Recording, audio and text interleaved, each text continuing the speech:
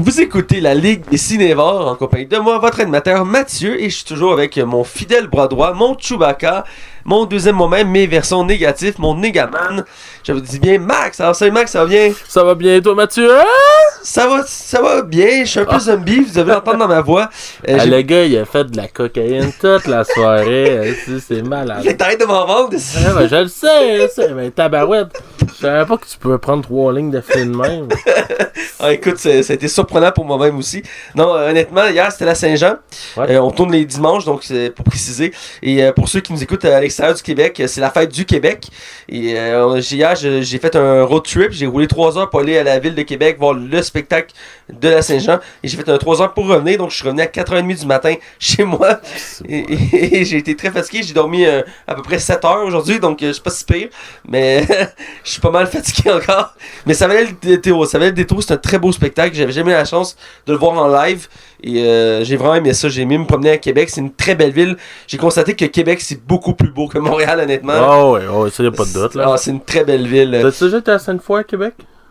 Je sais pas. Je pense que c'est super beau aussi, Sainte-Foy, là, mais c'est vrai que le vieux Québec, c'est super plus beau. C'est magnifique. Et moi, pour me résumer ma soirée de la Saint-Jean, j'étais allé voir les 3 accords, c'était à 5 minutes dans le fin fond que les vaches, et il a mouillé en tabarouette, mais genre vraiment, là, genre assio, là. Puis pour vrai, les pauvres gars des 3 accords, il y avait plus grand monde à la fin, mais Chris mouillait tellement. Puis finalement, je me suis ramassé, un coup que le spectacle était terminé, on s'est ramassé à Open House, qui ont fait brûler un cabanon. Ouais, ils ont pogné un cabanon, ils l'ont démoli pour mettre ça dans le feu. Ça a fait, grosse soirée. C'est que t'aurais dit que c'était ton cabanon, pis t'as fait comme non, mais mon Dieu, tu le vois que c'était pas. Tu vois que là-dedans, les propriétaires, c'est probablement des consanguins. C'est clair. Définitivement. En tout cas, c'est seulement on critique qu'il y a un gros film qui est sorti la semaine passée, on était censé le faire il y a une semaine, mais. Mais c'est ma faute, j'assume, Mathieu, j'assume les droits. J'ai été au Rockfest. Oublie ça, là, pour vrai, là, j'avais de la misère à me tenir debout le lendemain. Tout aussi avec la coke, ça va pas bien. La coke, l'alcool, les filles, Tenacious D, tabarouette. Ah, t'as vu Tenacious D? Ah oui, j'ai vu Tenacious D. Oh mon Dieu, c'était super bon, mais le problème qu'il y a, c'est que cette année, le Rockfest, on déclarait faillite comme cette semaine. Ouais. Puis on se demandait pourquoi cette année, il n'y avait pas d'écran à côté du spectacle. On se dit, Chris, on voit rien. Ouais. Puis finalement, c'est parce que ils sont en faillite. Fait qu'il n'y avait pas d'écran cette année pour voir les bands. Fait que c'était vraiment dur de voir Tenacious D, tellement qu'il y avait du monde, là. C'est un groupe que j'aimerais voir, j'adore ce groupe-là. C'est super drôle, c'est super cool. Puis écoute, Chris, c'est Jack Black. Ouais, c'est Jack Black. Tu sais, je peux dire que dans la vie, j'ai vu 2 fois Jack Black en vrai.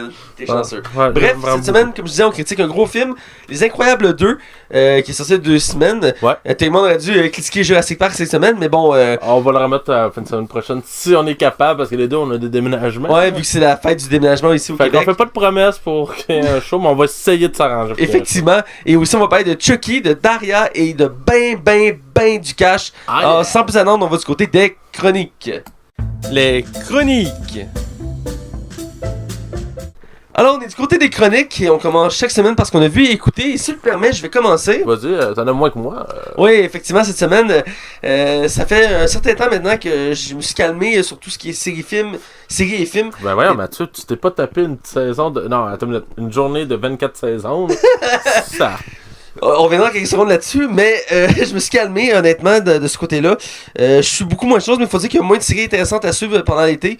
Il y en a quand même beaucoup, mais je veux dire qui m'accrochent moins. Moins. Il y a Westworld, mais j'ai mis de côté pour l'instant parce qu'en tout cas, mais dans l'ensemble, il n'y a plus grand chose d'intéressant qui sort que je trouve honnêtement. Ben, de toute façon, c'est l'été, comme tu dis. C'est le temps juste d'aller voir les blockbusters au cinéma puis de profiter de la. Chris, on est chanceux, cet été il fait beau là. Ouais, c'est ça, j'en profite, je sors beaucoup. Et donc j'ai écouté peu de choses, mais j'ai écouté 2 choses principales que je veux parler. D'abord une nouvelle série, que c'est le coloc de mon ami Ismaël qui s'appelle Yann, que je salue s'il nous écoute, qui nous a fait écouter cette série-là sur Netflix. C'est une exclusivité Netflix. Il avait commencé avant nous, il avait écouté 2 épisodes et ça l'avait beaucoup marqué, donc il voulait nous faire découvrir. Et c'est The End of the Fucking World, la fin du putain de monde en français. On va se faire censurer. C'est clair. Et c'est une série britannique, une mini-série britannique précisément, de 8 épisodes. Ouais, puis je pense que c'est 20 minutes par épisode. Les épisodes durent entre 18 et 22 minutes. C'est très court. Mais c'est très bon, puis c'est très bien construit, et c'est très perturbant, parce que dans le fond, le synopsis de la série, c'est qu'on suit un garçon, un jeune adulte, qui croit être psychopathe. Il cherche à découvrir s'il est vraiment psychopathe, et sa vie va croiser une fille, qu'elle elle a eu sa vie, puis elle décide de vouloir tout changer, fait que les deux partent à travers l'Angleterre dans un trip comme ça pour se redécouvrir. Et c'est vraiment très perturbant comme humour, comme les interactions qu'on va avoir entre les deux personnages, parce qu'ils vont sortir ensemble, c'est un couple, mais en même temps, lui, il croit qu'il est psychopathe, donc il n'y a pas d'émotion, donc c'est assez particulier. Puis il y a des scènes autant gore que humoristiques. Pis ça prend des directions assez surprenantes, la série. Des fois, t'es comme, oh mon dieu! Mais what the fuck? Mais la série est vraiment incroyable, elle est vraiment très bonne. Puis ça indique dès le début de la série, c'est basé sur une BD britannique que je connaissais pas, qui m'intrigue beaucoup. Et écoute, outre le fait que c'est britannique, le casting est pas très connu en soi. Mais mais je sais que l'acteur principal, le petit jeune, il jouait dans la série là, avec la technologie, là, j'ai un blanc. Black Mirror. Black Mirror, il y a un épisode avec l'eau complet. Pour le reste de l'ensemble du casting, je dirais que c'est pas très connu, mais il y a une actrice dans la série qui joue en Game of Thrones que j'ai reconnue. Mais dans l'ensemble, j'ai pas fini la série, j'ai écouté 5 épisodes sur 8. On s'est fait un petit marathon un vendredi soir. Et ça s'écoute très bien. Écoute, j'ai rare que j'écoute des épisodes aussi courts, mais là, même s'ils sont très courts, ils sont très bien construits. Ils paraissent plus longs que le temps qu'ils durent. C'est un effet vraiment intéressant parce qu'il y a beaucoup de choses qui se passent en peu de temps. J'aime bien cet effet-là. Et je la recommande si vous voulez une série perturbante là, qui va vraiment vous déstabiliser, là, avec un humour particulier et un peu de violence et un peu de gore. C'est une série à découvrir. Puis les deux acteurs principaux, autant la fille que le gars, ils font un bon duo. Un très bon duo puis une très bonne performance. J'ai été incroyablement surpris et je la recommande. Ma deuxième série, j'en ai déjà parlé, c'est peut-être une des fois que je vais en parler probablement, c'est la série Monk, que je me suis parti à marathon il y a quelques semaines déjà, et là je suis rendu à la saison 7, proche de la fin, donc il va me rester une saison à écouter, parce qu'il y a 8 saisons à la série, et j'adore cette série là, je l'ai déjà mentionné, et pour ceux qui connaissent pas, qui ont manqué les épisodes précédents, dans le fond Monk c'est un peu un Sherlock Holmes, c'est une série qui a été créée dans les années 2002, et dans le fond c'est un policier qui avant la série, sa femme va se faire assassiner et ça va lui créer un traumatisme. Il va se retrouver avec plein de tics, plein de phobies et il va devoir quitter la police et après quelques années, il va revenir comme consultant et il va être épaulé d'une assistante et il va résoudre des enquêtes comme un peu à la Sherlock Holmes avec des déductions vraiment incroyables. Et il y a aussi un mélange de Columbo parce que il va poser des questions puis il va réagir un peu à la Columbo, il va observer, il va regarder les détails, il va pointer puis il va poser des questions vraiment intelligentes que les gens se posent pas sur le premier coup d'œil. Exemple, c'est aucun spoiler, mais à un moment donné, ils ont 3 victimes, 3 femmes, puis ils trouvent aucun point commun, puis ils ont 3 photos, une à côté de l'autre, puis il y a plein de policiers qui posent plein de questions, puis là, lui, il s'approche, il regarde les 3 photos, il regarde de près, il se retourne, il sourit, il fait « J'ai compris, ils font quoi? T'as trouvé un détail? » Lui, tout le monde s'approche des photos pour essayer de comprendre, il fait « Les 3 photos ont été prises par le même photographe. » Tu regardes en bas, puis c'est signé par la même personne. Mais tu sais, personne n'a marqué ce détail-là, mais lui, il a pris le temps d'observer les photos pour de vrai. Fait que là, c'est comme ça qu'on trouve le point commun entre les 3 photos. Mais c'est des petits détails comme ça que j'aime bien. Puis à la fin, à chaque fin d'épisode, ça marche toujours la même structure. Il va dire, je vais vous expliquer qu'est-ce qui est arrivé. Puis il va compter comment le meurtre a eu lieu, comme à chaque détail, comme s'il était là. Puis j'aime vraiment cette structure-là de l'épisode. Puis j'aime beaucoup le personnage, même s'il peut taper ses nerfs dépendant des épisodes à cause de ses manies, ses phobies. Parce que des fois, il y a des phobies, mettons, il a peur des hauteurs, il a peur des enfants, il a peur des chiens, des trucs comme ça, il a peur de l'eau. Et des fois, ça va faire des situations assez drôles, mais des fois malaisantes. Mais dans l'ensemble, c'est vraiment un personnage incroyable. Puis l'acteur, je le connaissais peu avant. Je l'avais vu dans quelques films. Je sais que c'est un très bon acteur en soi. Et je l'adore encore plus maintenant depuis cette série-là. Parce qu'il est capable de faire des rôles tellement variés, autant comiques que sérieux. Et ça fait longtemps que je l'ai pas vu, autant dans une série que dans un film. Ouais, je sais pas ce qu'il fait maintenant. Hein. Je serais curieux d'aller voir sur Wikipédia. Je pense que je vais regarder tantôt sur Wikipédia parce que ça fait un bout que je l'ai pas vu. Puis je l'aimais beaucoup le voir parce qu'il est vraiment très bon comme acteur. Le film quand je pense à ce gars-là, c'est ça quel film que je pense? C'est le film 13 fantômes. 13 fantômes? Je sais pas si ça dit quelque chose. Non. C'était dans un manoir. T'avais le gars qui faisait Sammy dans Scooby-Doo là-dedans. Ok. Là. Puis il se ramasse dans un manoir qui a justement 13 fantômes avec comme des manières différentes. Il y en a une qui va être tout nu, mais si tu mets des lunettes, tu vas avoir. En tout cas, c'est celle-là que j'ai redonné le plus. Là. Okay. Mais genre, ça a l'air que c'était pas un bon film, mais à l'époque, quand je l'ai écouté, j'avais trouvé ça bon. Moi, avant de le connaître dans la série, je l'avais connu avec le film Galaxy Quest, que je pense que tu connais. C'était comme une parodie. Ah ouais, gros, c'est tellement bon. C'est tellement bon comme film, c'est une parodie de Star Trek. Puis dans le fond, c'est pour mettre en contexte, ça se passe dans un univers où il y avait une série de style Star Trek, puis c'est des acteurs. Puis là, la série finit depuis des années. Puis là, ils font des Comic-Con à chaque année. Puis ils sont blasés, ils sont tannés de faire ça parce que leur carrière est juste limitée à ça. Puis ils sont écœurés. Puis là, ils sont invités à un Comic-Con encore une fois. Ils disent, OK, là, c'est la dernière fois qu'on y va. Puis comme de fait, il arrive une histoire incroyable à ce Comic-Con. C'est un des derniers bons films de Tim Allen aussi. Aussi, lui, après ça, il avait fait les Père Noël, je crois, ou à peu près au même moment, puis depuis ce temps-là, on l'a plus vraiment vu au cinéma. Mais dans ce film-là, il faisait un des personnages, un des membres de l'équipage, puis je m'en rappelle, il m'avait marqué. Mais bref, c'est une série à découvrir, j'ai quasiment fini, et j'ai hâte parce que j'ai lu que, dans le fond, c'est dans la dernière saison qu'il explique, qu'il découvre, parce que, dans le fond, une des choses qui fait qu'il reste traumatisé, c'est qu'il n'a pas réussi à résoudre le meurtre de sa femme, puis même avec toutes ses compétences, il n'y arrive pas, et c'est à la fin de la dernière saison qu'il va pouvoir résoudre cette enquête-là, puis à chaque saison, il laisse des éléments, puis ça avance vraiment contre groupe, puis ça peut énerver, mais vu que c'est pas des si grosses saisons que ça, c'est 16 épisodes, ça passe plus ou moins bien, mais j'imagine ceux qui suivent la série à chaque semaine, comment ça peut être énervant d'attendre ces éléments-là, mais moi, vu que je me suis fait un marathon comme ça passe mieux, et aussi, je vais mentionner un petit détail de la série, après je te laisse aller sur ce que tu as vu. Les 3 premières saisons, il y a une assistante qui s'appelle Sharona, et après les autres saisons, il va y avoir une nouvelle assistante qui s'appelle Nathalie. C'est laquelle, la blonde, ça? La blonde, c'est la première. Les deux sont blondes, mais la première est plus blonde, elle a des longs cheveux. Ouais. L'autre a des cheveux courts. Et la première est infirmière, l'autre est serveuse à la base, puis ils se croisent. Puis pourquoi il a changé de. Ça, je voulais en parler parce que je trouve ça dommage. Mais pourquoi il a changé d'assistante? C'est pas à cause de la série, c'est à cause de l'actrice.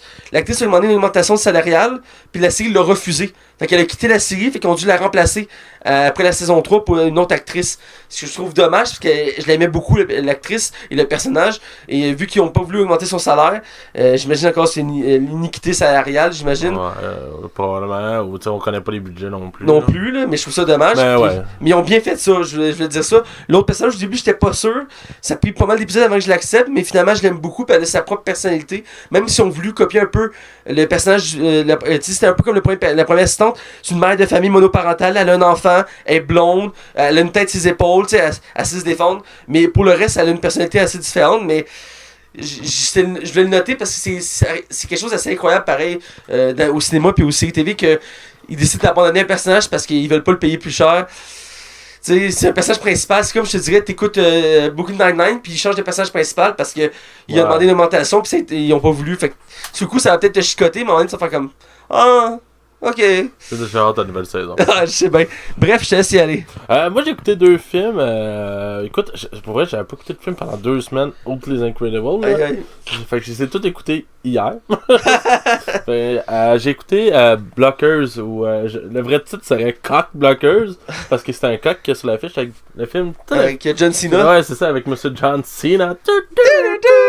Et dans le fond, pour résumer l'histoire, c'est 3 parents que leurs 3 filles vont avoir leur propre balle. Et une de ces filles-là a oublié de fermer son laptop. Et les parents, étant du monde bien soucieux de ce qui va se passer du bien-être de leur enfant, vont regarder l'écran et vont s'apercevoir que les 3 filles ont décidé de faire un pacte de sexe en disant « Ce soir, on perd notre virginité ». Et les parents, bien entendu, vont tout faire pour les empêcher. C'est bien, hein? Et dans le fond, John Cena, il fait comme vraiment contre-rôle. C'est un père poule, tu sais, genre vraiment, là, pas... Tu sais, il est pas... comment je pourrais dire? Tu sais, il est massif là-dedans, mais il est plus faible, là, tu sais, à part une shot qui réussit à pitcher quelqu'un sur un mur, mais ça, vous le verrez par vous-même. Pour vrai, c'est pas le film du siècle, c'est pas la comédie du siècle. Je l'ai écouté en québécois et la traduction est très bonne. Je tiens à le préciser, les jokes sont comme vraiment traduits en conséquence du Québec, puis je trouve que ça fait du bien parce que j'ai l'impression que les comédies ces dernières années au Québec essaient vraiment de faire attention là-dessus. Et pour vrai, écoutez, si vous avez vu la bande-annonce avec le moment que John Cena se fait mettre la bière dans le rectum, juste pour cette scène-là, ça vaut la peine d'écouter le film. Oh mon dieu. Mais je vous dis pas tout, vous verrez par vous-même, mais écoutez ça. Tu sais, mettons, vous arrivez vendredi soir, vous avez le goût d'écouter un film, là, genre, puis vous voulez prendre ça relax, parce que vous avez la semaine dans le cul, là. Écoutez ça, c'est parfait. Sinon, j'ai écouté... j'ai moins de choses à dire que toi, là. J'ai écouté le film d'horreur, ça faisait longtemps que je voulais l'écouter, puis à chaque fois, je reportais. Je le vois celui-là aussi. C'est Happy Birthday, qui est le film... C'est comme le jour de la marmotte. C'est drôle, hein, parce que dans le film, il mentionne le jour de la marmotte. Ah oui? Il mentionne le film, puis elle fait, c'est qui Bill Murray? Oh, comme, Dieu. T'es qui ici? C'est un bon gag dans le film. Pour vrai, le film ne fait pas peur pour 2 cents. C'est vraiment... Ça se dit un film d'horreur, mais c'est vraiment pas épeurant. Mais le concept la fille, à chaque fois qu'elle se fait tuer, elle se réveille le matin dans son lit en se disant wow, qu'est-ce qui s'est passé? Puis là, elle va essayer de résoudre, de savoir qui est le tueur. Puis tout le long du film, dans le fond, on va rouler là-dessus, puis elle va essayer à chaque journée de s'adapter pour trouver une solution, pour trouver le tueur. Pour vrai, le film, à un moment donné, son côté répétition devient un peu lassant. Je trouve ça bizarre parce que quand on écoutait Le Jour de la Marmotte, ça dérangeait pas la répétition. Puis là, à la fin, t'es comme, ok, là, il est temps que le film avance parce que là, il y a des bouts que justement, ça se répète. Un petit peu trop à mon goût. Même si c'est le concept même du film. Sinon, le film joue avec l'humour un peu, mais genre, autant que le personnage féminin, elle évolue pour vrai au fil du film. Puis elle a une belle évolution. Même la fin laisse vraiment, peut devenir même touchante. Mais le film a comme une tendance de tomber un peu dans le cliché. C'est le cliché. Okay. Ouais. Les personnages sont trop comment dire, sont trop parfaits aussi. Tu sais, c'est ça le problème souvent de ces films d'horreur là. Un peu comme dans le post-Scream là, où que tous les acteurs sont comme tous beaux pis belles. Ouais. C'est un peu ça aussi. Ils tombent dans ce piège là. Mais le film mérite quand même d'être divertissant. J'ai passé un bon moment. Ben, quand j'avais vu la bande-annonce de ce film-là à l'époque, il m'avait beaucoup intrigué à cause du concept qu'il avait vu la journée à chaque fois. Et je voulais le voir, j'étais censé le voir au cinéma, mais finalement, mes amis l'ont vu de leur bord. Et après, j'étais censé le voir avec mes amis chez des amis. Puis ils l'avaient vu sans moi encore une fois. Fait que j'ai jamais eu la chance encore de l'écouter. Et dans ma liste, parce que j'écoute pas beaucoup de films d'horreur, mais quand il y en a un qui m'intrigue, je l'écoute. Et celui-là est dans ma liste des films d'horreur à voir. Tu vas aimer ça, je suis sûr. Je suis pas mal sûr. Tu vas pas capoter, mais tu vas ça. Mais j'ai hâte de. Je pense que je vais écouter bientôt. Ça fait un bout que je l'avais oublié en fait. Tu me le rappeler que j'avais pas encore écouté ce film-là. Ouais, moi, ça m'est revenu comme ça. Fait, ah ouais, ça fait longtemps que je veux le voir. Good. Et t'as-tu vu passer la nouvelle? On n'a pas pu en parler la semaine passée vu qu'il n'y a pas eu de show. Ça n'a pas rapport, même pas dans la nouvelle à nous, mais l'histoire de Roseanne. Je sais pas si tu connais la série Roseanne. La série Roseanne est une série méga culte aux États-Unis, mais vraiment. C'est une sitcom, je crois. Ouais, exactement, c'est une sitcom. Puis c'est une série qui avait fini par terminer à l'époque. Puis ils ont décidé de ramener ça, je pense, comme 15 ans plus tard, ou 20 ans même. Et c'était avec l'excellent John Goodman, que je pense que tout le monde aime. Ah oui, il est bon. John Goodman. Et dans le fond, Roseanne a lancé un tweet en disant que.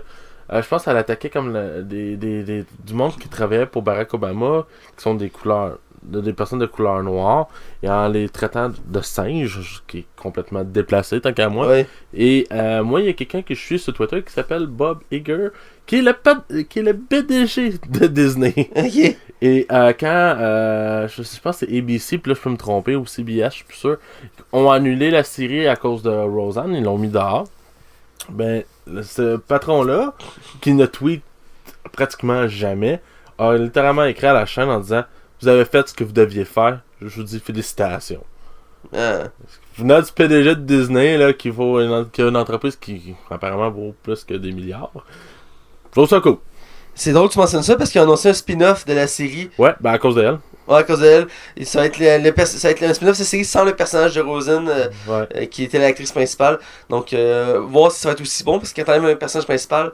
Ben, c'est le nom. C'était le nom de la série, là, tu sais. Donc, mais c'est quand même assez incroyable. Puis, effectivement, on salue ça parce que c'est déplacé, là. On avait également parlé à l'époque quand ça avait sorti le Twitter. Ça date quand même une couple de mois, je pense, là. Non, même pas. C'est une question de semaine. Je pense que c'est 3 semaines. Ok, parce que on avait brièvement parlé à ce moment-là. Mais bref, on va écouter une nouvelle. Ouais. On rentre dans le vif du sujet. Je vais te laisser commencer. J'ai pas fait de nouvelles vu qu'on n'a pas fait de show pendant 2 semaines. Fait qu'on va commencer par ce qui m'intéresse le plus. On va voir un reboot de Daria. C'est toi qui m'as tagué là-dessus. Je l'ai vu passer. Je me suis dit, c'est clairement ton genre de série. Là. Oui, ben moi j'aimais beaucoup Daria à l'époque que ça jouait à Télétoon. Dans le fond, c'est le créateur de Beavis and Butthead et Henri et sa gang. Dans le fond, c'est lui qui faisait l'animation de Daria. Daria était une fille qui était très en avance sur son temps comme série. Que, dans le fond, Daria était une fille qui se foutait un peu de tout, puis qui montrait que les hommes, elle valait pas moins qu'un homme, puis que son foutiste parlait beaucoup. Là. Son nom verbal parlait beaucoup. Et je trouvais que c'était une série qui était vraiment, même à l'époque, très osée, parce qu'on avait des personnages d'autres nationalités qui affrontaient beaucoup les stéréotypes, mais la série savait être vraiment drôle. Là, dans le fond, c'est une série comique, mais qui a un fond en arrière. Ouais. Puis c'est ce qui a rendu cette série-là aujourd'hui culte. Faudrait que je la réécoute, par exemple. Je serais dans de la réécouter. Ça fait des années que j'ai pas vu d'épisode de cette série-là. Là. Puis la chaîne qui diffusait la série à l'époque a décidé qu'ils vont recommencer à faire rebooté leur série animée. Il y avait une série qui s'appelle Iron Flux. Il y avait eu un film là-dessus avec, je pense que c'était Charlize Theron. C'était un maudit mauvais film. Puis, c'est pas c'est quoi, c'était un signe, là. Ouais. Puis, dans le fond, ils sont en train de rebooter tout ça. Ils ont décidé de remettre Darius sur la map. Je trouve ça intéressant. Je sais pas si c'est un reboot. Fait que ça sera pas une saison 6 parce qu'il y a eu juste 5 saisons.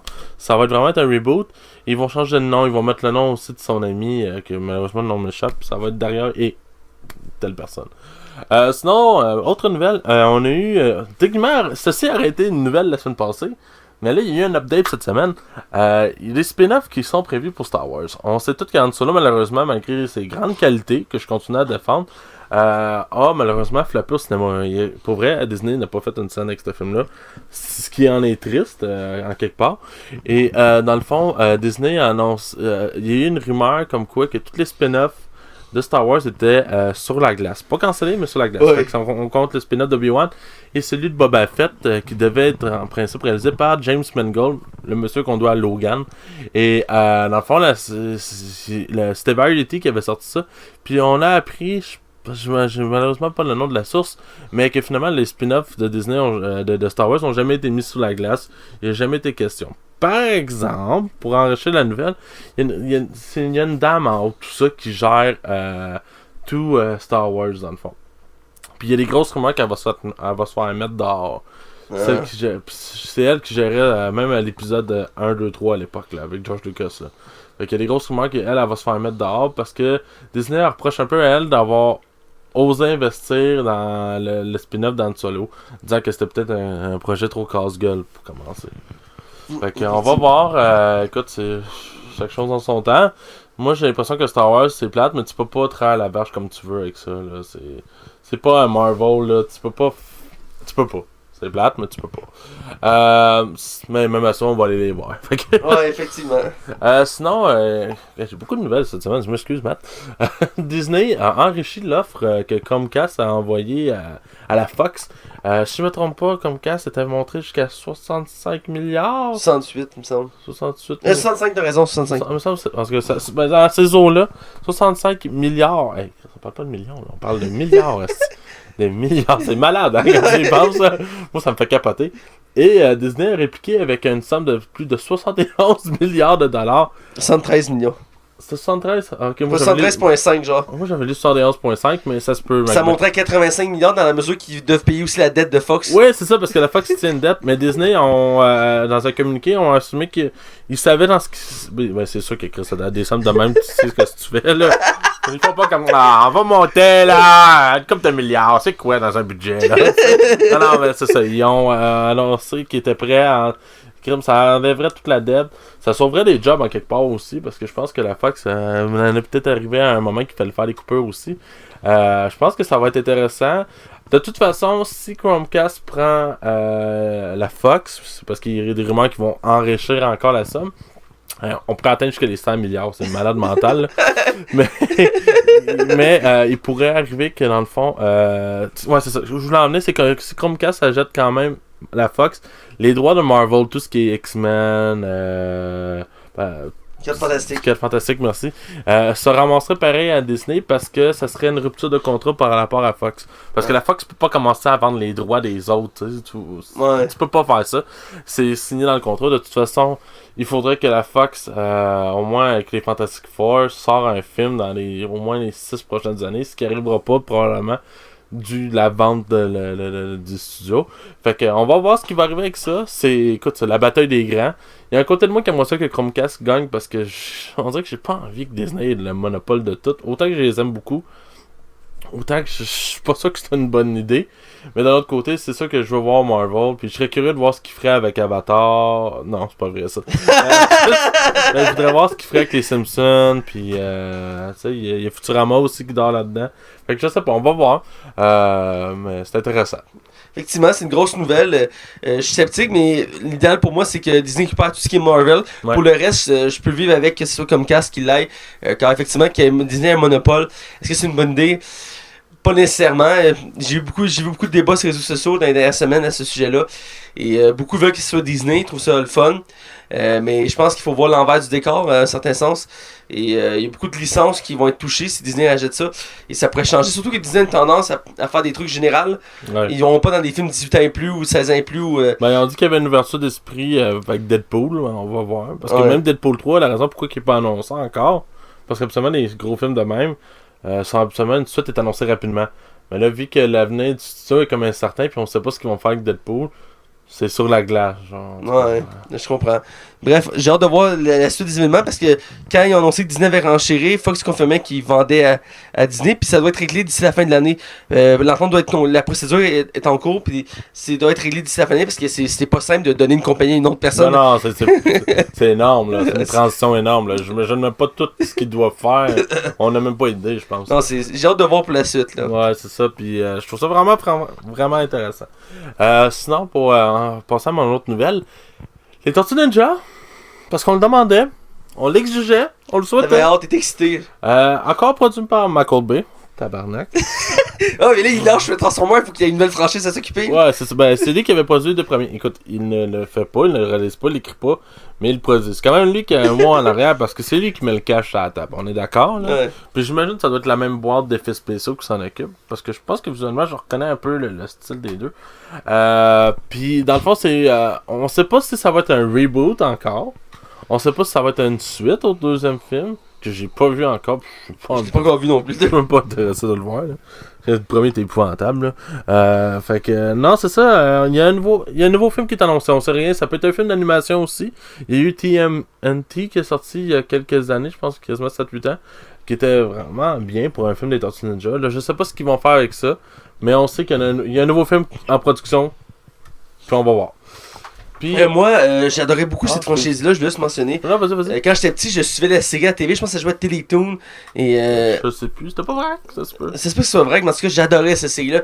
Je l'écoutais à chaque fois que je pouvais la pogner. J'adorais une nouvelle tortue. J'aimais ça, les voir se battre en arts martiaux, avec leur katana, leur couteau, puis il y avait des monstres, puis j'adorais l'univers de la série, puis je l'avais suivi, puis j'ai joué aux jeux vidéo quand j'étais petit, puis j'aimais beaucoup ça. T'écoutais-tu les films qu'ils avaient fait ici en vrai? Je pense que j'en ai écouté un qui avait joué à Télétoon. Un des vieux, mais je sais que ça en a fait, je pense, 2 ou 3 comme ça. Ouais, le troisième, il me compte quasiment pas. Là. Non, c'est ça. Mais il me semble que j'en ai juste vu un. Puis après, ça avait tombé un peu dans l'oubli la franchise. Puis quand il avait annoncé qu'il allait faire un film en vrai, j'étais comme, oh my god, le film en vrai de Tortue Ninja. Puis j'étais full excité, puis j'avais vu le film. Puis je l'avais trouvé quand même correct, c'est un bon divertissement. Mais je sais pas, il manquait de saveur dans le film. Mais j'ai goût de voir le deuxième pour la raison que ils ont acheté un des personnages principaux de l'univers des Tortues Ninja qui est l'humain qui se bat, qui a un bâton de hockey. J'ai oublié le nom de son personnage. Mais c'est l'acteur. C'est lui qui fait Arrow. Et c'est l'acteur qui a pas fait beaucoup de films. Puis j'ai le goût de voir justement parce que pour qu'il fasse un rôle différent, j'ai le goût de voir dans autre chose. Et il était dans ma liste, ça ne juste pas donné encore, mais je veux le voir pour m'en faire une idée. C'est sûr que Megan Fox, on s'entend, Megan Fox. Elle est juste belle, là. C'est pour ça que Michael Bay le met dans ses films. Ouais. Sinon, dernière nouvelle, petite nouvelle. Moi, je te le dis, c'est stagé. Ça, c'est ça. C'est gaming, là. Ouais, parce que c'est pas la première fois. C'était comme Mark Ruffalo qui avait annoncé pendant une entrevue que la fin d'Avengers, je le dirais pas parce que peut-être pas tout le monde qui l'a vu encore, là. Mais il a annoncé, genre, en entrevue, ouais, ben c'est ça, dans Avengers, ça finit. Il dit tout le punch, puis ça s'est avéré comme 3 mois plus tard, on a vu l'entrevue.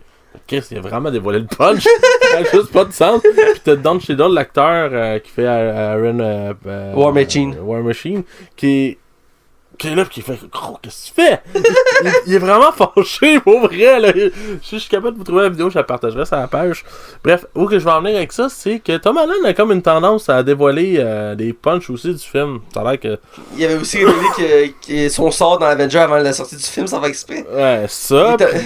Puis il avait annoncé des spoilers. C'est lui qui avait annoncé que Vulture serait le méchant du premier. Puis ça a l'air que Disney était vraiment fâchés souvent avec lui. Là. Ils l'ont vraiment ramassé. Mais là, je pense que Disney a comme compris ok, on va essayer de patiner là-dessus à la place. Là, Tom Holland était fier d'annoncer qu'il avait lu le script dans une vidéo, le script du nouveau Spider-Man qui s'en vient, qui est texté, puis qui a hâte qu'on peut le voir, qu'il va y avoir des annonces. Le Comic-Con qui s'en vient, je pense c'est en juillet, si je ne me trompe pas. Le Comic-Con de San Diego, qui est le plus gros Comic-Con au monde. Et dans ses mains, il possède une tablette. Et sur la tablette, on peut voir doucement, il fait exprès. Il fait juste afficher rapidement sa caméra, le logo de Spider-Man, puis on peut voir le titre du prochain film. Mais, comme je dis, moi je suis sûr que c'est stagé. Le titre du film serait Spider-Man Far From Home, qui veut dire loin de la maison. Alors, est-ce que ça va être un Spider-Man qui va voyager? Je sais pas. Ben, il y avait des rumeurs qui disaient que le film allait voyager à travers le monde, qu'il y avait déjà plusieurs villes qui avaient été setées pour le film, et qu'il allait aller à Londres, qu'il allait aller en Afrique, en Australie, des trucs de même, puis justement il allait voyager. Ça allait fait différent, vu que tous les films de Spider-Man qu'on a eu, il restait à New York, et que dans la version actuelle de Spider-Man, parce que je suis les BD, que j'aime beaucoup. Il voyage plus, genre? Il voyage plus parce qu'ils ont fait évoluer le personnage, il est plus juste un photographe, il a sa compagnie pis tout, ce qui fait en sorte qu'il voyage à travers le monde, puis il a tendance à aller beaucoup en Asie, donc ça pourrait être, ils font voyager, ça ajoute une nouvelle interaction, puis des nouveaux méchants aussi qui est intéressant, et je trouve ça bon en soi.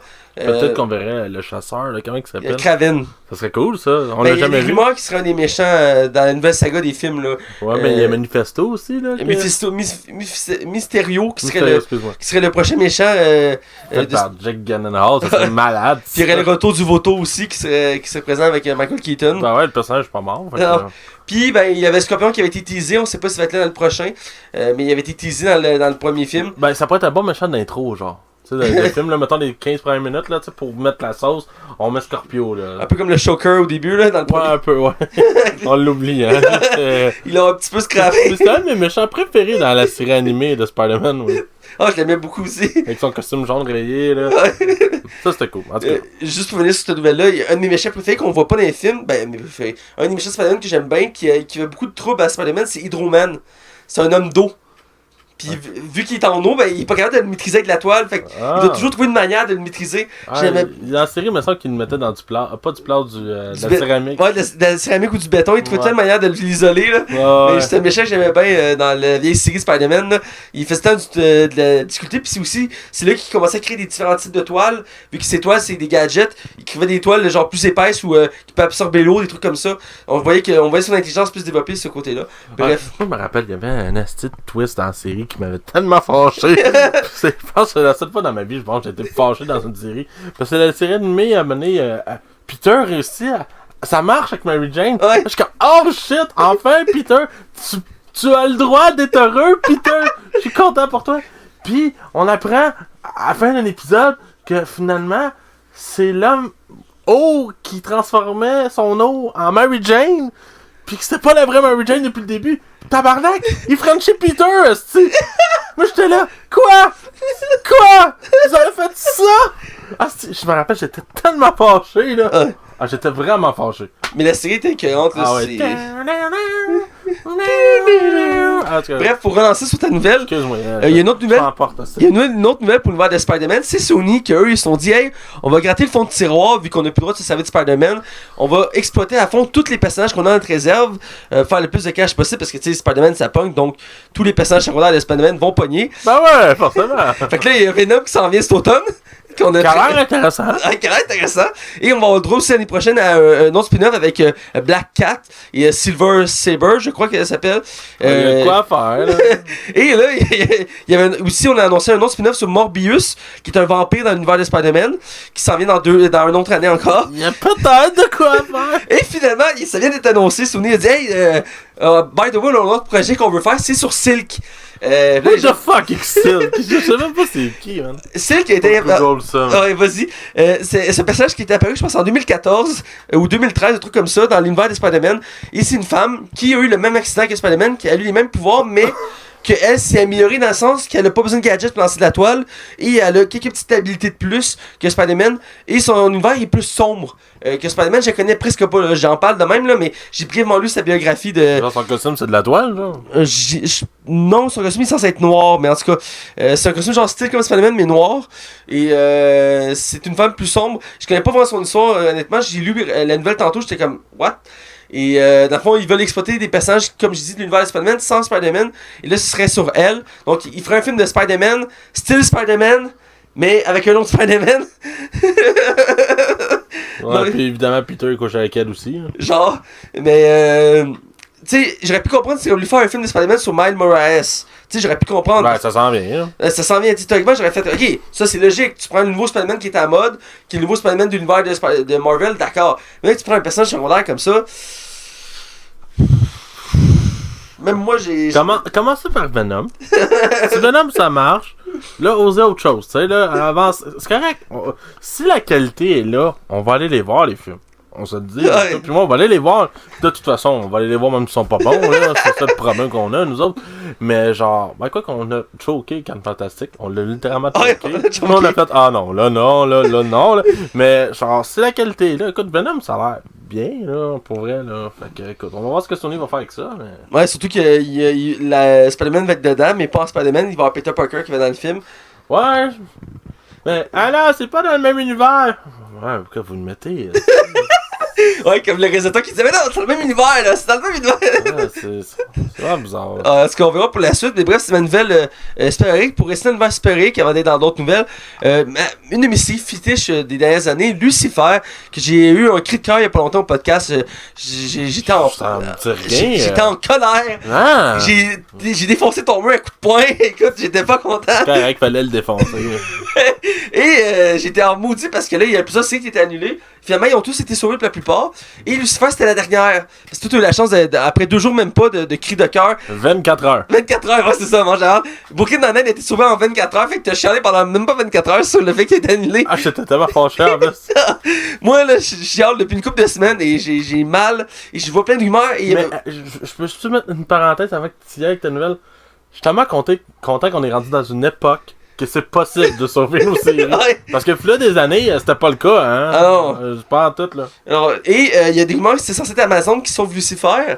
Et pendant longtemps, il en parlait d'un journée que c'est censé être Amazon. Finalement, Netflix a dit qu'il rachetait la série de Lucifer après d'avoir racheté Gotham. Et ils ont annoncé une saison de 10 épisodes pour la saison 4. Ils ont acheté Gotham? Ils ont récupéré Gotham pour une dernière saison, ouais. Ah, ça sera pas Fox qui va diffuser Gotham? Moi, j'ai compris que Gotham avait une autre saison avec la Fox. Moi. Oui, non, excuse. À la base, Netflix était censé racheter Gotham, mais finalement, Fox ont décidé de renouveler pour une dernière saison, d'une demi-saison. C'est vrai, excuse. Oui. Ok, c'est bon, c'est correct. Je me suis mêlé, là, excuse. Ah non, c'est correct, Mathieu. T'es un homme. Bref, je suis très heureux. J'avais écouté 2 épisodes bonus. Ouais, t'es bandé. Il avait été gentil, il avait sorti 2 épisodes bonus de la dernière saison pour respecter un peu les fans, même si c'était pas une vraie conclusion, c'est une belle conclusion pareil. Est-ce qu'ils avaient été diffusés à la TV ou. Oui, ils ont été diffusés à la TV back-à-back la même journée. C'est un spécial 2 heures. C'est 2 épisodes qu'ils avaient mis de côté qui dataient de la saison précédente, la saison 2, et qui avaient considéré qu'ils fitaient pas dans le cadre de l'histoire. Ils étaient comme trop hors contexte, qu'ils trouvaient que ça brisait le rythme. Donc ils l'avaient mis de côté. Et là, ils ont ramené pour finir la saison 3. Et ça faisait quand même une belle conclusion. Honnêtement, là, c'était quand même touchant en soi. Et il y a une belle morale à la fin. Mais c'était pas la conclusion qu'on voulait pour la série. Et là, on va avoir une saison 4. Donc j'ai hâte de voir ce que ça va donner. Et ça va être plus condensé. Comme je dis, ça va être 10 épisodes au lieu de 22. Donc ils vont vraiment pas niaiser avec la POC comme on dit. Ils vont aller dans le vif du sujet. À part ça, il n'y a pas d'autres annonces. Ils n'ont pas annoncé de nouveaux acteurs, pas de nouveaux personnages. Mais les personnages principaux reviennent, donc c'est une bonne nouvelle. Et l'acteur principal qui fait Lucifer était très content de la nouvelle. Parce qu'il était parti d'un mouvement pour sauver la série.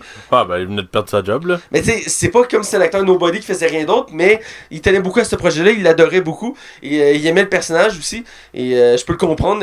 Surtout que si c'est parce que c'est l'acteur britannique qui venait faire un personnage aux États-Unis de Lucifer, puis tu sais, j'aimais bien le concept. Donc, bref, j'ai hâte de voir la nouvelle saison qui va sortir sur Netflix l'année prochaine. Je vais parler d'une nouvelle bande-annonce d'un film qui va sortir, d'un nouveau film de Steve Carell, un acteur qui est rendu vraiment polyvalent en soi. Il est plus juste reconnu pour le côté comique, qui faisait sa force pendant des années. Et là, il fait autant du très tragique que du... Ça fait longtemps qu'il n'a pas fait de comédie tout court. Là. Ça fait un petit bout, je pense que ouais. Moi, le dernier pour vrai là, qui me met en tête, ça doit être soit Date Night, la soirée avec sa femme qui vont ça fait mal, ou il y avait eu Evan le Tout-Puissant. C'est vrai. Qui était vraiment pas bon, par exemple. Mais t'es pas au même niveau que Bruce le Tout-Puissant, là. Non, pauvre Jim Carrey, hein. Mais il avait refusé de faire la suite de Bruce le Tout-Puissant, fait qu'on décide de faire Evan le Tout-Puissant, là. Ah, Jim Carrey voulait pas faire la suite, puis il a fait une suite à Dumb and Dumber. En tout cas, c'est... Ouais, bref, c'est Welcome to Marwin, qui, on sait ça pas vraiment annonce, c'est un mélange la fois, c'est un film plus sombre. Et je tiens à préciser que c'est le réalisateur Robert Zemeckis qui le fait. Qui est celui qui a fait Forrest Gump, entre autres. Le jour de la marmotte. Et le jour de la marmotte, 2 classiques du cinéma. Et dans le fond, il mélange la réalité avec de l'animation. Parce qu'on suit, dans le fond, un vétéran de la guerre. Je pense que c'est même lui qui a fait Back to the Future, ça se peut-tu? C'est pas mal ça que c'est lui. Ah ouais, c'est lui. Ça se peut bien. Je voulais pas parler à travers mon chapeau. Mais dans le fond, on suit un traumatisé de guerre qui est joué par Steve Carell. Et dans le fond, dès le début du film, il va devenir amnésique. Et sa quête, c'est de retrouver la mémoire. Il va faire ça à travers des figurines. Parce qu'il collectionne des figurines. Et c'est comme des reconstitutions de son passé à travers des figurines. Donc, il n'y a pas besoin d'avoir des flashbacks avec des jeunes acteurs. Parce que c'est les mêmes, sauf en figurines. Et il y a une transition vraiment bien faite dans la bande-annonce. Je vous invite à aller voir ça. C'est vraiment très bien fait et très beau. Et autant la musique que la direction artistique est vraiment incroyable dans la bande-annonce. J'ai vraiment hâte de voir ce film-là. Ça pourrait donner des films cultes dans le même niveau que Forrest Gump ou de La vie rêvée de Walter Mitty, entre autres, avec Ben Stiller. Je me suis trompé, c'est pas lui qui a fait Le jour de la marmotte, je suis désolé. Mais c'est lui qui a fait les 3 Back to the Future, Qui veut la peau de Roger Rabbit, c'est lui qui a fait Forrest Gump, c'est lui qui a fait Contact, c'est lui qui a fait Seul au monde, c'est lui qui a fait Le Pôle Express. Bref. Il y en a en tabarnak! C'est un très bon réalisateur. Il va faire, à date, selon la balance, il va faire une très belle job, je crois. Ouais, et Steve Carell dans la balance donne une belle performance, j'ai hâte de voir. Mais on le sent, on sent son émotion à vif, on sent sa quête identitaire. C'est un film qui va nous faire brailler, c'est sûr. Dans la balance, à un moment donné, il y a une scène qui est au tribunal, puis il voit parce que dans le fond, c'est un vétéran de la guerre de la Deuxième Guerre mondiale, puis il y a des nazis qui s'assient, puis il regarde, puis il commence à trembler, puis il pointe, puis tu vois dans son regard comme. Tu vois qu'il est à vif dans ses émotions, puis j'ai vraiment aimé ça, là. Je sais pas ce que ça en a pensé. Moi, comme je le dis, je sens qu'on va brailler, l'esthétique est vraiment belle. Je sens vraiment que ça va être touchant comme film. Je sais pas pourquoi, ce film-là, j'ai un bon sentiment. Je le vois, là, puis faut que j'aille voir ça au cinéma. Moi aussi, je veux le voir. C'est incroyable. Continuez, c'est une image qui a été teasée. C'est un peu plus d'informations, mais c'est sur l'univers de Chucky. Un univers emblématique, c'est un personnage que je pense que tout le monde connaît pas mal. Même si on suit pas les films d'horreur, on l'a déjà vu en mime ou. Puis même si ces derniers films, c'est tout de la merde. Là. Ouais, ben, la saga a perdu beaucoup en qualité. Là. Je les ai pas tout écoutés. Je pense que j'ai juste écouté le premier film. Et parce que c'est un classique, là, c'est un culte, le premier Chuck. Là. Et bref, ils ont annoncé qu'il allait faire une série TV dans l'univers de Chucky. La seule chose qu'on a, c'est une image. C'est une série qui va sur Chucky. On n'a pas d'autres informations. Mais c'est le premier teaser. Donc on va voir s'ils vont être capables de relever la qualité pour Chucky. T'as pas l'air convaincu. Ben c'est déjà. Tu sais, il y a comme eu une époque dans les années 60, fin 66, depuis 80 sur les films d'horreur. Puis tu sais, il y avait vraiment des concepts, genre on prenait un concept puis on l'adaptait en film d'horreur. Genre un slasher, un tueur, des bébites. Fait que tu sais, ça revenait beaucoup à ça. Puis j'ai toujours trouvé que Chucky c'était comme déjà too much, là. Tu sais, même à l'époque. Puis là, je me dis, Chris, ils vont adapter ça en série TV. Comment tu vas adapter 10 épisodes au moins minimum sur Chucky? Les films sont même pas... Aujourd'hui, là, à chaque fois qu'ils font les films de Chucky, ils sont même pas capables de le faire sérieux. Faut que ce soit absolument des comédies. Le dernier film de Chucky qui est sorti au cinéma, je me rappelle, il y avait l'acteur Redman dedans. Puis c'était n'importe quoi. Là. C'était tellement pas bon. Là. J'ai perdu un peu le fil de ces films-là. J'ai vu le premier, comme j'ai dit, qui était un classique. Là. À l'époque, mais je sais qu'ils ont pas de qualité, on verra. Écoute, moi tant que j'ai pas vu d'extrait, je commencerai pas à juger.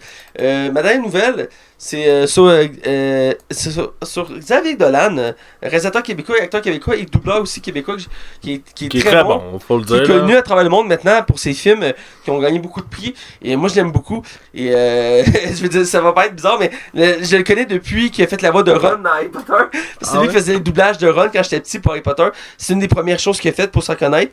Et après, il a aussi fait Pita dans Hunger Games, entre autres, mais il est reconnu, entre autres.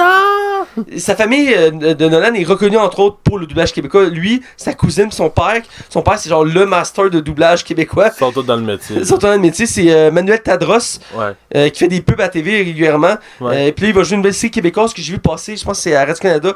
Il fait un père de famille, en tout cas arabe, là, un truc comme ça. Parce que sa famille, ils sont comme d'origine. Il faisait des pubs de Haut Del Paso aussi. Ouais, Del Paso. Ça, je me rappelle, on va te manger du poulet jeudi. Moi, ça me faisait rire. Le poulet jeudi.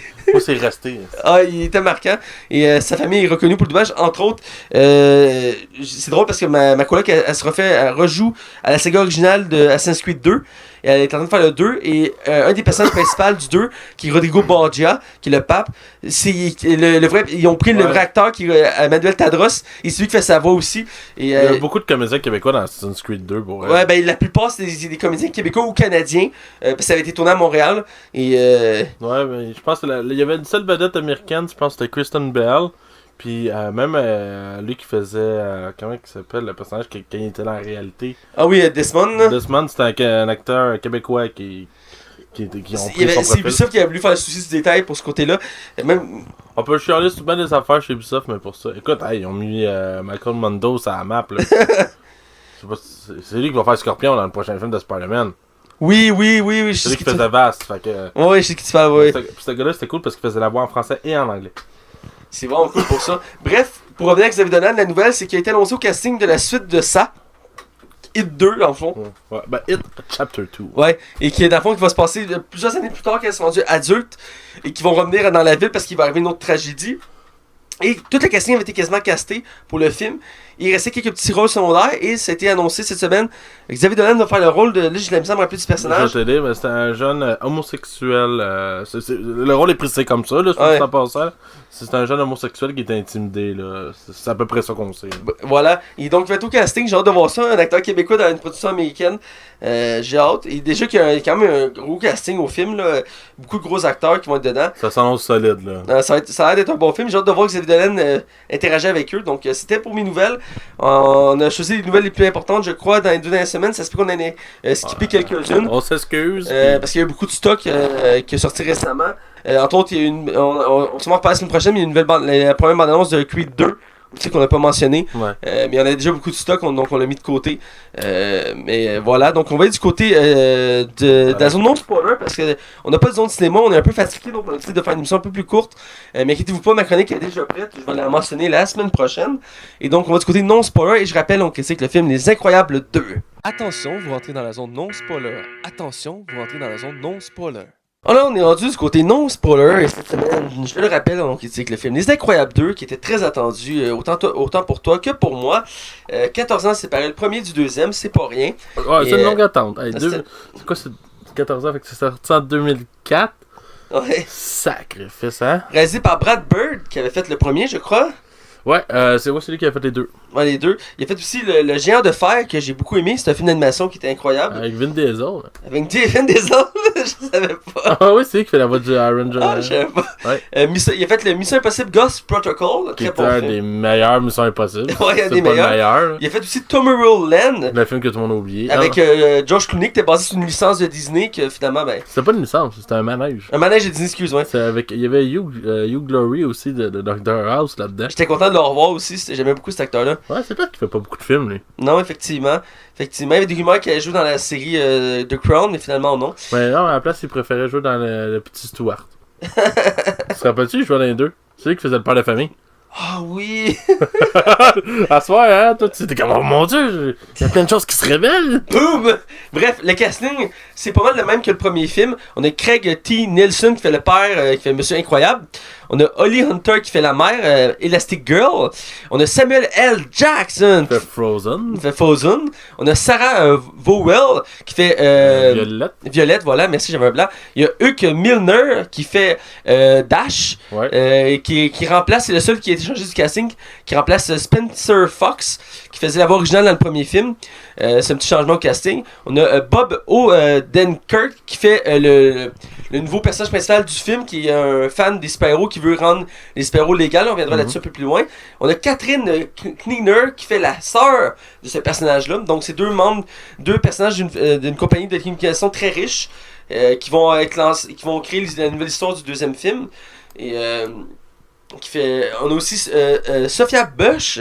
Ouais, je pense qu'on dit Bush. Bush, voilà. Sophia Bush, qui fait Void, qui est une super-héroïne qui a été inspirée par Elastic Girl à devenir une super-héroïne. J'ai beaucoup aimé son personnage dans le film. On reviendra dessus. Et on a aussi... le réalisateur fait le même personnage qu'il faisait dans le premier film. Brad Bird fait Edna, qui est la styliste des super-héros, qui est surprenant en soi. Je serais curieux de voir la voix originale en anglais, mais... Ouais, moi aussi je serais curieux. Mais le personnage est très bon. Parce qu'en français, c'est une femme qui le fait. Ouais, c'est une femme, ouais.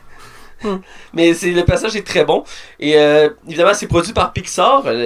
le Saint Graal des films d'animation qui sont toujours faits par Pixar. Qui sont des... Absolument, quand c'est signe Pixar, c'est signe de qualité. Voilà. Mais c'est distribué par Walt Disney. Voyons, Oui, lâche pas, Mathieu. j'ai bugué là-dessus. Côté critique, on a Metacritic qui a donné 80% d'avis positifs, qui est très bon. Et le public qui est au rendez-vous avec 82%. Donc ici, il y a une constante, c'est très bien. Rotten Tomato, plus généreux. 94% d'avis positifs, c'est quasiment sans faute, et 87% pour le public, donc on s'approche vraiment d'un film 5 étoiles là, avec ce résultat-là, et je suis très d'accord avec les notes, c'est un très bon film. Budget, Max? Un film qui a coûté 200 millions de dollars, qui est quand même énorme pour un film d'animation, c'est un des films d'animation les plus coûteux. Il a rapporté à date actuellement 485 millions à l'international. Écoute, les chiffres de samedi ne sont pas sortis encore parce qu'on enregistre. Ou s'ils sont sortis, ils ne sont pas encore à jour pour nous autres. Mais il va facilement atteindre. Je ne pourrais pas surpris qu'il atteigne 1 milliard facilement. Ce serait le genre de film qui a le potentiel pour. Il était tellement attendu, puis les critiques l'ont tout acclamé. Donc, il y a déjà un demi-milliard en une semaine. Non, c'est ça, ça parle. Ça parle par lui-même. Une autre petite anecdote pour le casting que j'ai pas mentionné. Il y avait un personnage secondaire du premier film qui est présent dans le deuxième film, mais juste au début. C'était. Ricky. C'était Dacre, je pense qu'il s'appelle. Ricky Dacre. Ricky Dacre, c'était le membre du gouvernement qui gérait les super-héros, qui était joué par Bud Lucker, qui est mort avant le. Qui est mort? Qui est mort avant le tournage. C'est Rick Dacre. Rick Dacre, et qui a été remplacé par Jonathan Banks dans le même rôle pour les rares phrases qu'il dit au début du film, car ils ont, pour éviter qu'il y ait un problème avec le film ou rendre hommage, ils ont fait que le personnage allait à la retraite. Comme ça, c'était comme une belle fin pour lui. Et c'est comme le membre du gouvernement. Le film commence avec lui d'ailleurs. On en reparlera, mais. Il a entendu 14 ans, le gars. Il a attendu, là. Il est mort cette année. C'est ça. À un moment donné, il y a une limite. Et donc, pour le résumé du film, dans fond, le film se déroule exactement à la suite du premier. Donc, pour ceux qui s'appellent, le premier finissait qui était à un stade pour voir un match. Et il y a un méchant, l'homme taupe, attaquait la ville. Et donc, la famille devait le défendre la ville. Et le deuxième commence sur cette lancée-là. Et ça va créer plusieurs événements qui vont mener au fait qu'il y a un mouvement pour que les super-héros redeviennent légales. Car c'est la problématique du premier film. Les super-héros étaient considérés comme illégaux à cause de plusieurs erreurs. Et là, il y a un grand mania des télécommunications et sa sœur veulent redonner le blason aux super-héros. Et de quelle façon? En prenant Elastic Girl comme porte-parole pour qu'elle montre que les super-héros peuvent être bénéfiques pour la société. Et c'est la prémisse du film. Donc, j'en dirai pas plus pour pas spoiler l'histoire du film. Et c'est pas évident de parler du casting quand c'est un film d'animation. Je l'ai vu en français en plus. Ouais, on l'a vu en québécois. Donc, généralement, on skip cette étape-là pour les films d'animation parce que c'est dur de parler du jeu d'acteur. Mais on va parler de notre critique d'ensemble du film. Je vais te laisser y aller. Moi, j'avais vraiment hâte. J'ai réécouté en plus le premier cette année. Et c'est un film que j'ai grandi avec au fil des années. Il y a peut-être un temps qu'il a disparu un peu de ma liste, mais c'est un film d'animation qui était déjà de grande qualité à l'époque, qui est rendu même culte aujourd'hui, on peut le dire, et qui avait un très beau message et qui avait une animation assez impressionnante, même pour l'époque, ça n'a même pas vieilli. Là. Actuellement, ça n'a pas vieilli. Et moi, mes attentes étaient comme pas ultra énormes, mais assez pour dire j'espère que ça va être bon parce que ça fait longtemps qu'on l'attend, tu sais. Puis j'ai pas été déçu, mais genre pas du tout. J'ai eu tellement de fun, je pense que puis je trouve ça bizarre de dire ça, mais je pense que je l'ai plus aimé que le premier. Il a atteint plein de points que je trouve vraiment intéressants, autant au niveau tu sais, il y a des beaux messages dans ce film là, il y a une vraie grande qualité au niveau de l'animation. Ce film là est quasiment sans faute. J'ai la misère à trouver d'autres qualificatifs tellement que le film est de... C'est pas un chef-d'œuvre, mais ses qualités sont énormes. C'est un film qui va laisser probablement sa marque et probablement plus que Monster Inc. 2, à mon humble avis. Sérieusement, Pixar continue. Même quand on pensait que vous seriez pas capable de faire des suites, vous nous impressionnez encore et encore. Vous devez aller voir ce film d'animation-là. C'est un des meilleurs depuis Inside Out. Je suis dans la même lignée que toi. Je trouve le film incroyable. J'avais quand même de bonnes attentes pour ce film-là parce qu'on a quand même attendu 14 ans pour l'écouter. Et à l'époque, j'avais été ébloui par ce film-là, je l'aimais beaucoup. Et c'est un peu aussi le précurseur de mon attachement pour tout ce qui est super-héroïque. Ouais, parce qu'il était avant leur temps, là. Ouais, c'est ça. Je pense qu'il est sorti un an après Spider-Man 1. Dans les mêmes eaux, effectivement. Et ça m'avait beaucoup marqué comme film. Et à l'époque, j'avais beaucoup trippé. Et qui a annoncé un 2, j'avais hâte de voir. Et j'espérais que ce soit de la même qualité. Je ne suis pas déçu. Le film est très bon. L'histoire est très bonne. Je dirais que si j'irais d'un côté d'un défaut pour être un peu plus critique, le méchant, c'est toujours pas évident de faire un méchant crédible dans un film de super-héros. C'est toujours une lacune que la plupart des films ont de la misère à bien faire. Dans ce cas-ci, ça se déroge pas à la règle. Ils ont un peu de misère à faire un bon méchant convaincant. Mais dans l'ensemble, le film, scénario incroyable, les personnages, on est content de les revoir, c'est nostalgique. Les dessins, les animations, c'est très bien fait, c'est très beau. J'ai rien à redire. J'ai aimé les nouveaux personnages aussi. Ouais. J'ai acheté beaucoup de nouveaux personnages, entre autres des nouveaux super-héros. Parce qu'une des choses qui était du premier film, c'est qu'il n'y avait pas beaucoup d'autres personnages super-héroïques à part la famille des Incroyables. Et là, dans le deuxième, ils ont voulu montrer que c'était plus large comme univers. Ils ont montré qu'il y avait beaucoup de personnages. Ils en ont introduit quelques-uns comme ça pour montrer à quel point l'univers était riche. En matière d'histoire. Puis j'aime beaucoup l'esthétique, c'est comme années 70 moderne, genre. Il y a comme, tu sais, ils vont porter des polos, les voitures sont comme anciennes, mais c'est comme dans le présent. J'aime tout le look espionnage aussi qu'il y a dans le film. Sérieux, là-dessus, là. Tabarouette, Brad Bird a vraiment frappé fort, là. Il a vraiment frappé fort, le film est très bon. Et donc, écoutez, je vous le recommande aussi. Mais vraiment, pour en parler plus en détail, on va devoir aller du côté spoiler pour en plus en parler. Attention, vous rentrez dans la zone spoiler. Attention, vous rentrez dans la zone spoiler. On est du côté spoiler, et là on parle du film Les Incroyables 2. Et c'est un film d'animation évidemment, si je l'ai pas déjà précisé avant. Et c'est un très bon film. Je dirais à prime abord, la scène d'intro est assez... parce qu'on pourrait s'attendre que la scène d'intro soit la scène d'action qu'on s'attendait du premier film, mais ça commence avec un interrogatoire. Ouais. Un bon interrogatoire qui me faisait un peu rappeler Men in Black, hein. Ouais, ça peut aussi le Men in Black. Puis ça met le ton parce que c'est comme... Tu sais, il y a un peu un côté comme un peu sombre, un peu sérieux, là. Tu sais, quand c'est là, qu'est-ce que t'as vu? Là? Ben là, j'ai vu une fille, je connaissais une fille, là, pis là, elle a mis un masque, pis là... tu sais, c'est le copain de la fille, pis... Fait que là, il enlève la mémoire à la fin. J'ai bien aimé le petit interrogatoire. Puis la référence à Men in Black aussi. Puis la scène d'intro qui est énorme en soi de l'homme taupe, je pense que tu l'as trouvé incroyable comme moi. Ouais, puis visuellement aussi, là, wow. Écoute, ça tient vraiment en haleine, hein. Il y a comme l'animation dans ce film-là, ce qui rend ça vraiment impressionnant, c'est que, tu sais, quand t'écoutes un film d'action avec qui est pas en animation, l'action se passe tellement vite des fois que t'as la misère à tout voir. Puis dans ce film-là, justement, il y a comme un ralentissement, mais voulu, qui fait que tu vois vraiment tout ce qui se passe à l'écran. C'est ce que l'animation peut permettre. Et je trouve ça vraiment fabuleux parce que tu l'oublies que c'est de l'animation, tellement que c'est vraiment bien modélisé, là. Il y a certaines scènes, là, justement, au début, avec la top qui défonce comme le pont, là. Tu vois tout le pont qui s'écoule, t'es comme tabarouette, wow, man, c'est vraiment beau. Les scènes d'action qui interagissent avec la perceuse géante, là, c'est incroyable, là. Ouais. Il y en a un qui court à côté, l'autre qui grimpe, il essaie de péter un truc. Ben, ça te met ça en haleine, ça te part-tu un film, ça tabarouette. Ça te part en intense, puis c'est un premier élément que je veux noter, on voit l'homme taupe au début du film, il s'échappe, puis on n'en entend plus parler après le reste du film. Ouais, ils l'ont jamais arrêté, hein. Ouais, ils l'ont jamais arrêté. C'est ben trop vrai. Moi, je t'avais jamais réalisé. Moi, je l'ai fait dessus, je suis comme, hey, c'est parce qu'on voit. Moi, je pense avoir l'homme taupe à la fin, genre, qui revient à 10 secondes puis qu'il le capture. Là, je suis comme, il est pas là. Ma théorie, c'est que s'ils font un 3, il va être dedans. Ça se peut.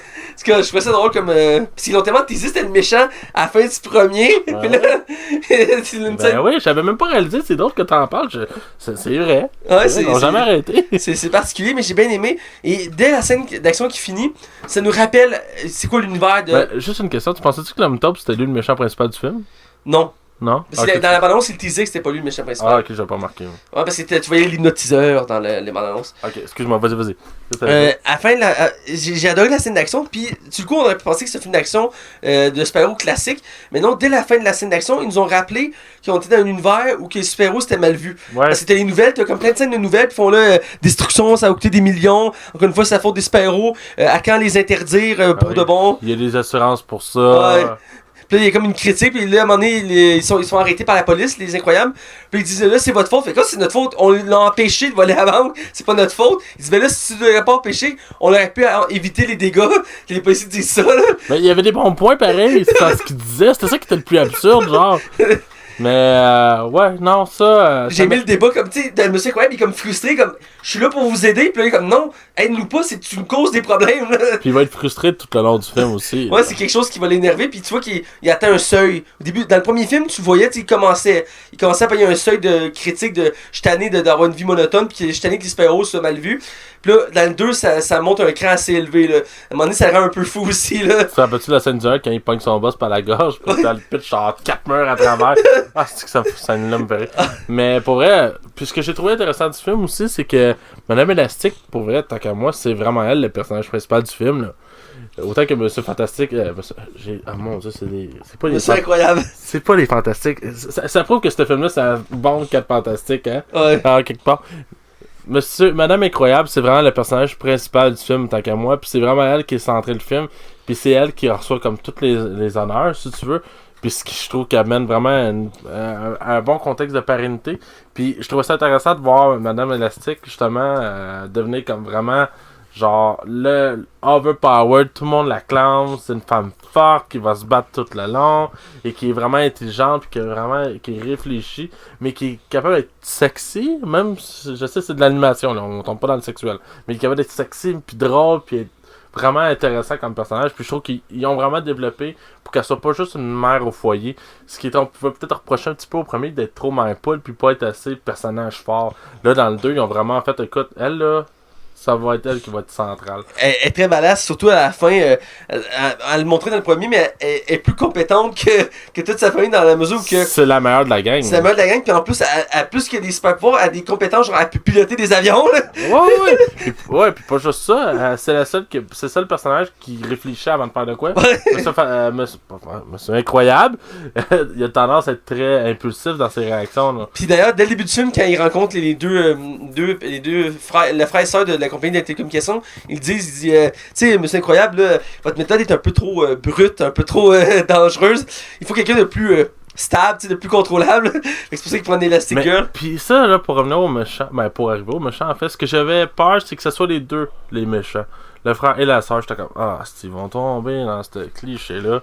Puis finalement, ce soit uniquement la sœur, puis que le frère, finalement, là-dedans, il est comme innocent, en quelque part. Il s'est pas rendu compte de rien, puis j'ai trouvé ça plus... J'avais peur qu'il tombe vraiment encore dans le maudit cliché, là, tu sais. Ouais, mais c'est un peu le côté mou du film, parce que les deux personnages sont introduits, puis sont comme, on est des fans de super-héros, là, pis là, on veut que les super-héros viennent des gentils, puis on va tout faire. Ça me faisait penser un peu au premier, que le méchant qui voulait... Le petit cul, là. Le petit cul qui voulait que les super-héros soient aussi bien vus, fait que là, il leur faisait faire des missions sur son île, pis ça. Pis tu sais, ça ressemblait un peu à ça.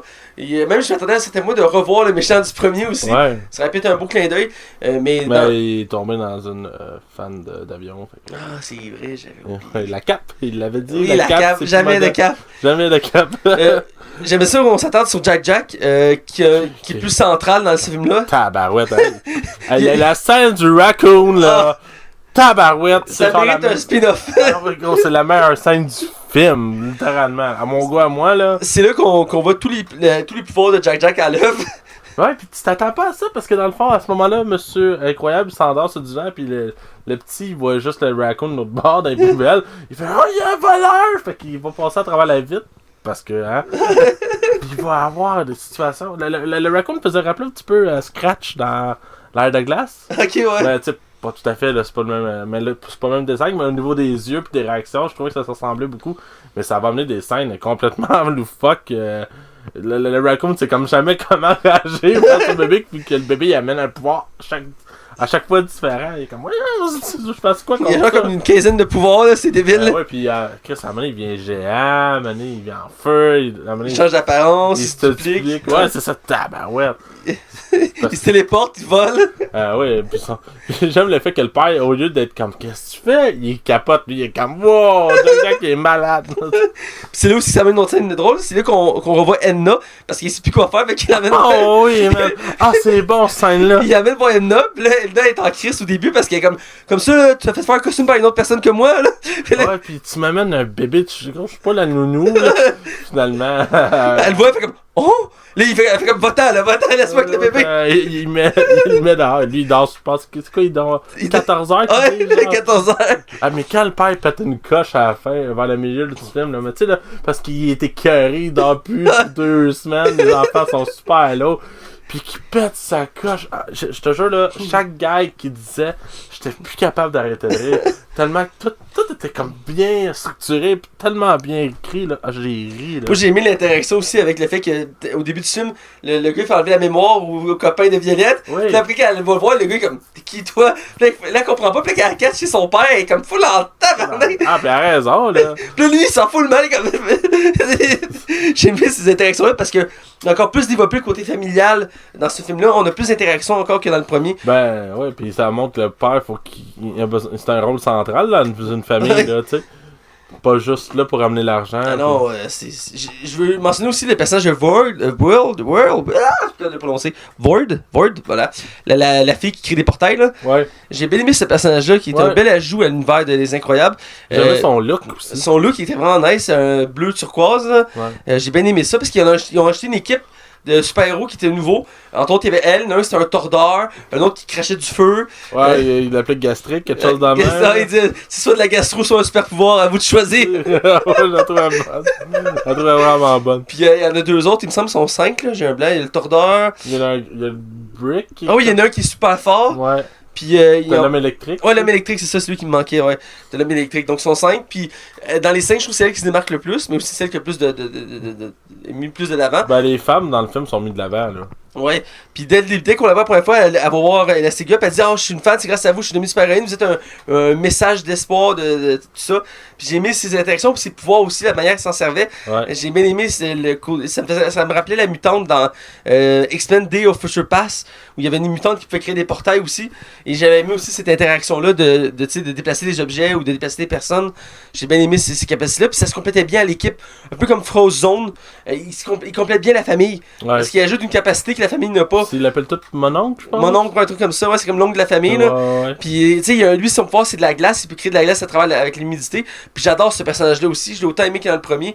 Puis il est autant présent parce qu'il. J'aurais aimé qu'il soit encore plus présent, moi. Ben, il est beaucoup présent à la fin, dans le sens qu'il sauve il aide à sauver le bateau, là. Ouais. Mais dans l'ensemble, j'aime beaucoup ce personnage-là qui est joué par Samuel L. Jackson. Comment t'as trouvé les hypnotiseurs?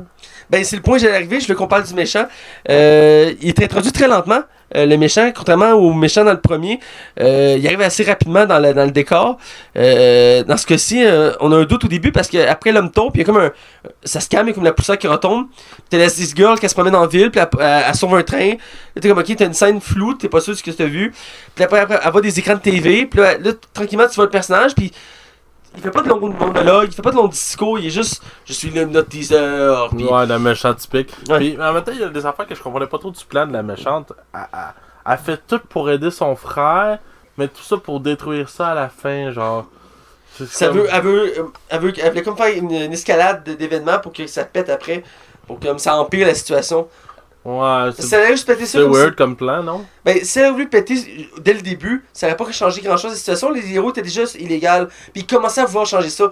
Elle aurait pété de quoi? Ça aurait peut-être juste retardé un peu. Que là, de cumuler, de montrer que les super-héros étaient super bons, puis à la fin, tu réalises qu'ils tournent de bord, puis c'est tout un mensonge. Le choc est plus terrible. Ouais, t'as raison. Je sais que j'ai raison. Ouais. Mais en ensemble, le méchant est un peu mou. Je l'ai vu arriver, honnêtement. Moi aussi, à des kilomètres, là. Avec les répliques qu'elle disait la sœur à quelques moments dans le film, on le sent rapidement que. Parce qu'à un moment donné, il compte l'histoire pourquoi les deux ont décidé de vouer leur vie aux super-héros. Parce que quand ils étaient jeunes, leurs parents surveillaient la nuit parce qu'il y avait des malfaiteurs. Puis à place d'aller dans leur bunker sécurisé, le père décide d'appeler son ami super-héros. Mais quand il essaie de l'appeler, il répondait pas parce que les héros étaient rendus illégaux. Fait qu'il s'est fait tuer. Ouais. Puis il dit que c'est à cause du fait qu'il était illégal. Puis sa soeur, c'est l'inverse. Elle dit que c'est sa faute des super-héros s'ils sont morts parce qu'il a cru aux super-héros. Puis il faut pas croire aux super-héros. Puis j'ai aimé ce débat-là idéologique dans le sens que il montre que les super-héros peuvent pas nécessairement être une bonne chose.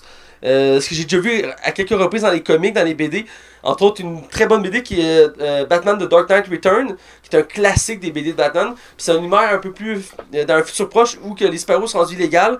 Puis que ça crée comme une sorte de paix. Parce qu'on réalise que les super-héros créent les méchants.